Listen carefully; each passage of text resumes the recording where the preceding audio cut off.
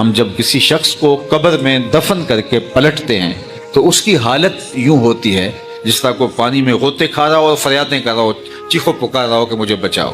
یہ حالت اس مرنے والے کی ہوتی ہے۔ اس وقت ہم سارے چاول کھانے میں لگے ہوتے ہیں۔ اس مشکل اور آڑے وقت میں وہ انتظار کرتا ہے کہ میرے لیے کوئی دعا کرے۔ لوگ بحث کر رہے ہیں دعا کرنی چاہیے یا نہیں کرنی چاہیے، اور وہ انتظار کر رہا ہے کہ میرے لیے کسی کے ہاتھ اٹھے۔ میں ایک بات کہا کرتا ہوں، اگر آپ کی توجہ ہو، بیٹا انٹرویو پہ بیٹھا ہو تو لوگ ہمارے پاس آتے ہیں کہ وہ آج انٹرویو دینے گیا ہے، آپ دعا کریں، اس وقت وہ کمرہ امتحان میں ہے۔ لیکن یہ جو انٹرویو ہونے لگا ہے جس کو قبر کے اندر منکر نکیر لیں گے، اس سے بڑھ کر اوکھا وقت نہیں ہو سکتا۔ اس لیے اس وقت دعاؤں کی ضرورت ہے کہ اللہ ہمارے بھائی کو، ہمارے باپ کو، ہماری ماں کو، ہمارے اس عزیز کو اللہ استقامت عطا کرنا، اس انٹرویو میں کامیابی عطا فرمانا۔ اس وقت ہم سارے چاول کھانے میں لگے ہوتے ہیں۔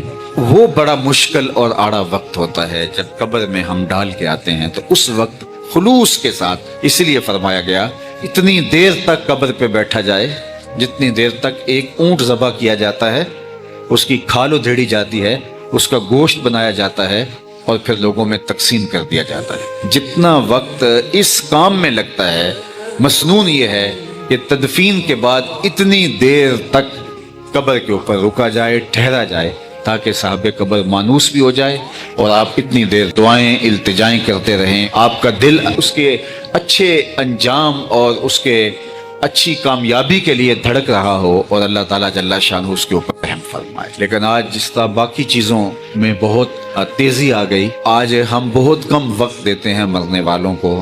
بہت سارے لوگ تو جنازے سے ہی واپس آ جاتے ہیں، چلو کچھ لوگ جنازے کے بعد تدفین میں شامل ہوئے، تو تدفین میں بھی بس کوشش ہوتی ہے کہ جلدی جلدی جو ہے وہ سمیٹے اور واپس آ جاؤ۔ اتنا وقت بھی دیں، جس نے باپ نے ساری زندگی دی، جس ماں نے ساری زندگی دی، جس بھائی نے ساری زندگی دی، آج ہمارے پاس اتنا وقت نہیں ہوتا۔ ہم چاہتے ہیں جلدی جلدی سمیٹو، واپس جانا ہے۔ جبکہ مسنون کیا ہے؟